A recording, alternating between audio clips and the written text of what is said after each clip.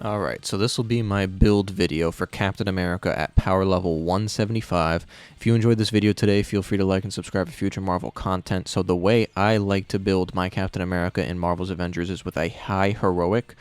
Basically, it allows me to deal a lot more damage with Brooklyn Brawler and stuff like that. So the higher you get your heroic stat, which is scaled mostly from Valor and Proficiency, the higher all of your heroic abilities. So it won't just increase Brooklyn Brawler, but it should also increase Steamroller as well as Rally Cry. So the main core of this is going to be a battery effect coming from the light combo finisher as well as a vibranium payload. So we'll just get right into it. So as you can see, the main melee piece I have, it does light combo finisher and signature attacks as sonic damage. And you can see it has Valor. The main thing you want to go for, in my opinion, is Valor. If you can also get proficiency on there as well, that'll be good. But since this is also mainly a Brooklyn Brawler focused build, with the recent update 2.6, they basically made Brooklyn Brawler scale with might as well, I believe. So if you can get your melee up as well, that'll also help it out. So as you can see, light combo finisher and signature attacks deal sonic. And then we also have, while receiving the sonic conduit buff, attacks made that are infused with any status effect will deal 15% more damage. So that will obviously help if you have a cohesive team built around sonic conduit and stuff like that. It's not a necessity, but it will help if you're ever in a situation where a teammate does send out the sonic conduit as well. But it's pretty simple. You just want light combo finisher specifically. Signature attack is just a bonus on that one, dealing sonic damage. You could do vibranium, and then you can have like right, for the way I have it is Sonic on the light combo and vibranium payloads and stuff like that, and vibranium ranged, as you can see. But you could easily have it the other way around. You could have light combo deal vibranium and then ranged attacks deal Sonic.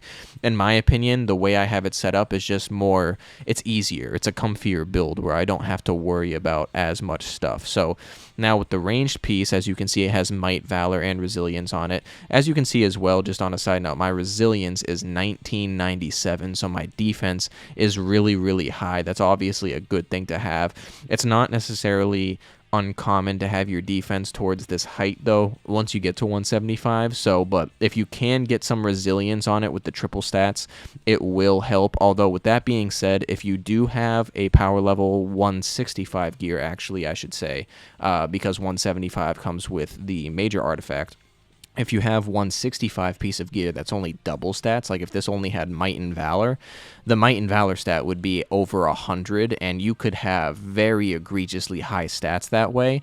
The only thing is that since I'd be losing the resilience, my defense would be lacking as a result, which for some characters it might not matter as much. Like my Black Panther build, my defense stat is pretty lacking, not gonna lie, but in my opinion, whatever the defensive stat is showing with Black Panther, you can basically add like 300 to it because Black Panther himself is a defensive character. But anyway, back to the build itself. So specifically, I have ranged attacks deal vibranium, and then I have melee criticals have a chance to grant a damage buff, which is obviously, you know, anytime you can get a damage buff is fantastic. So the faultless buff is something that you have a chance of getting on ranged pieces for everybody, and I highly recommend if you can fit it into any of your builds that you do. So this is what I have. You could easily, like I said, you could have Sonic on the range, and you can have vibranium payloads with this. The only thing with this is that, like you can see specifically, it's not melee criticals that activate a vibranium payload. It is ranged criticals. So this would be very good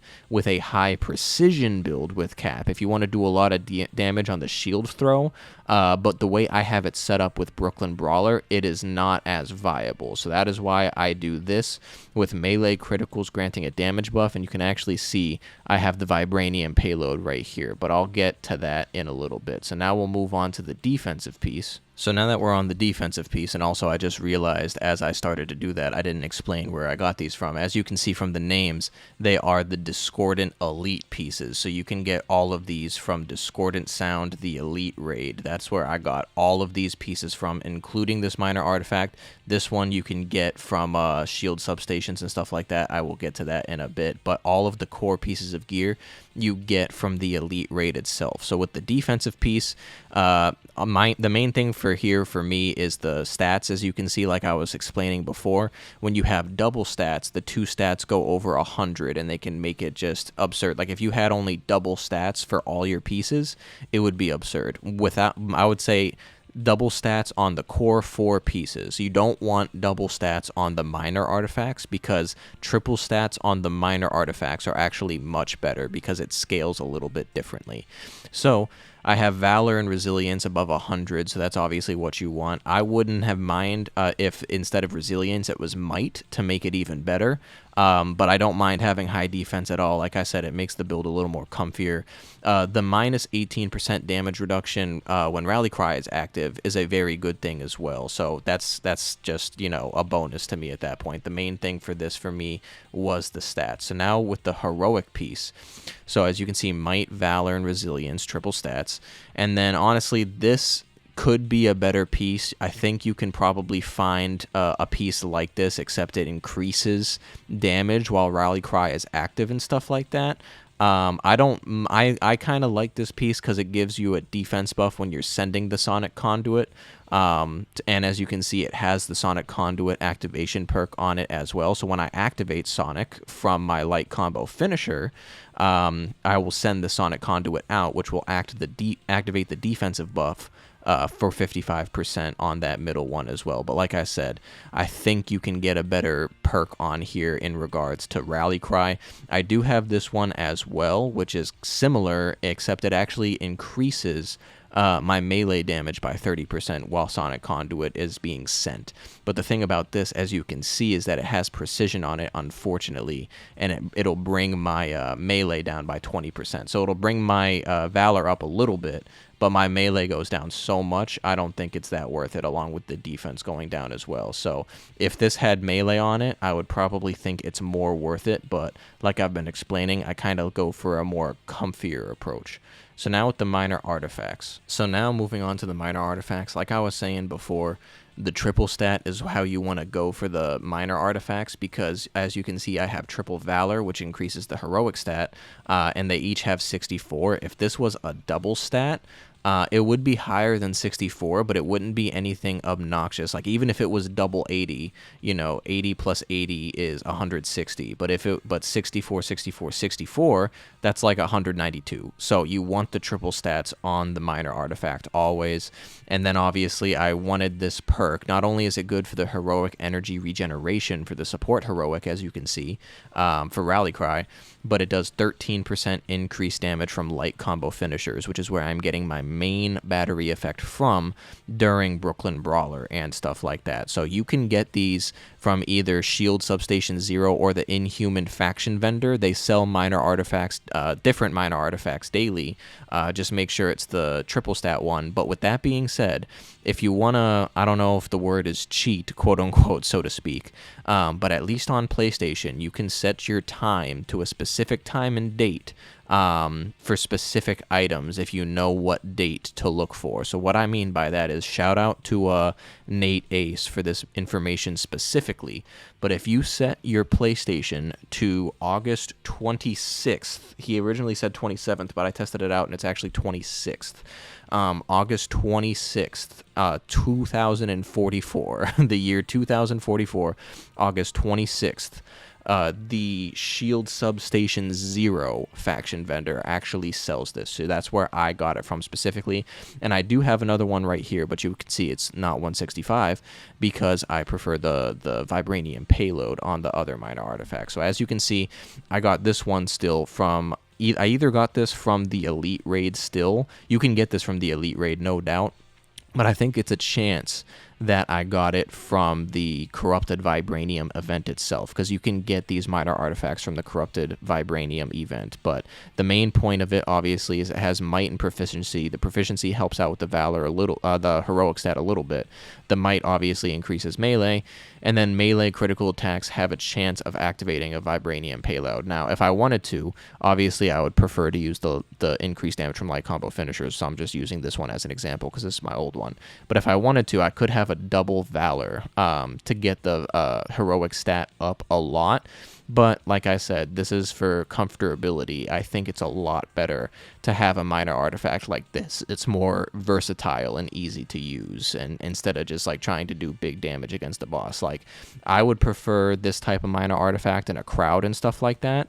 And then for doing a crap ton of singular damage against a boss, double Valor ISO might be, like as in like 2 different Valor ISOs might be the wave to go. But you can get this from the raid, the Elite raid, or the Corrupted Vibranium event whenever it comes back around. And then obviously as far as major artifacts go, I feel like it's not necessarily the standard, but I personally find it the standard for me. I always go the Sacred Nornstone of Lethal Will because it gives you a damage buff for 15 seconds when you activate it, so it's just increased added damage. You could go Tactagon for just the general stat boost, but it's not really enough in my opinion to make any sort of big difference. So I much rather always have the Nornstone, so get the Nornstone to plus 10. So now we'll move on to the skills. Alright, so now when we're talking about the specialization specifically for these different skills, so this is what I have for support. So I have Triggering Rally Cry grants a defensive buff that reduces damage by 25% for all nearby strike team members. I mean, this could really go either way. With this one, you can choose really any one you want, but I prefer this one. This one, critical attacks on enemies marked by Rally Cry deal 15% bonus stun damage. It's nice. I don't really think it's also a necessity, but it is nice because you want to be doing critical attacks as much as possible, and then when you do it to get that extra stun damage would be nice. I like the specialization for Steamroller with the kickback. Again, because it's Steamroller, it's not really as affected by the build as much. So this is really your preference as well. So Brooklyn Brawler, so while Brooklyn Brawler is active, light combo finishers have increased impact and deal critical attack, guaranteed critical attack damage. You definitely want this. This definitely matters for this type of build because it surrounds the light combo finisher. So 100% this is the specialization you want for that. And then while takedowns extend the duration of Brooklyn Brawler by 3 seconds. This one, I believe, is also pretty much preference. Yeah, blocking stops any attack, grants 25% more energy to Brooklyn Brawler when collecting heroic orbs. That is personal preference at this point. I prefer the takedown one.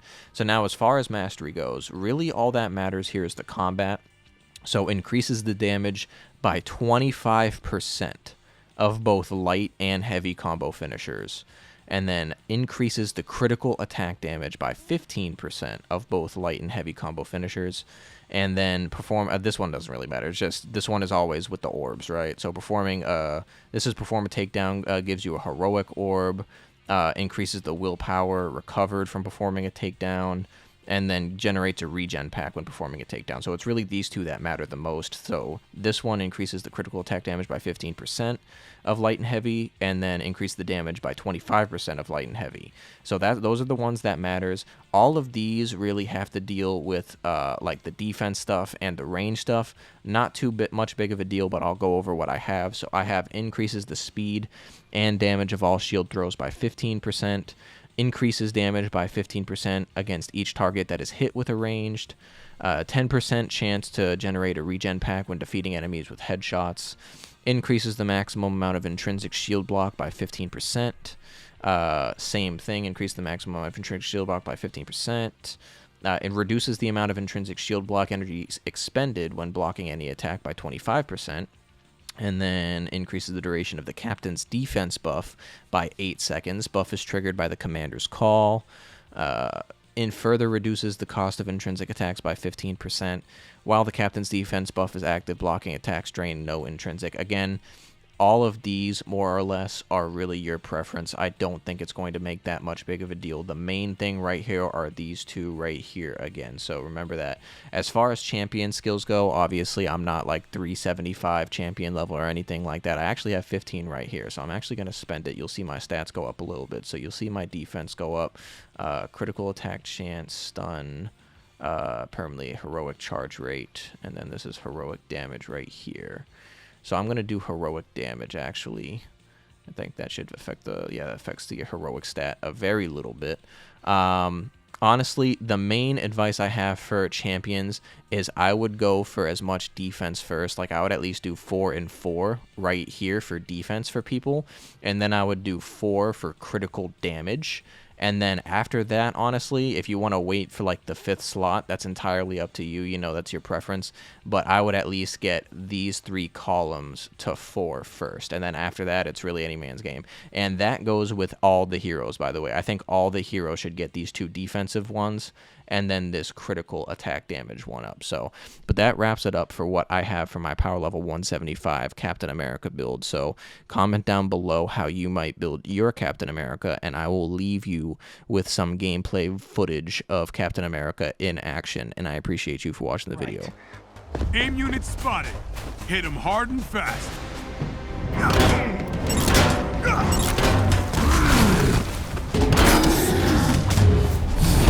Attack formation! Here's where they call us Avengers!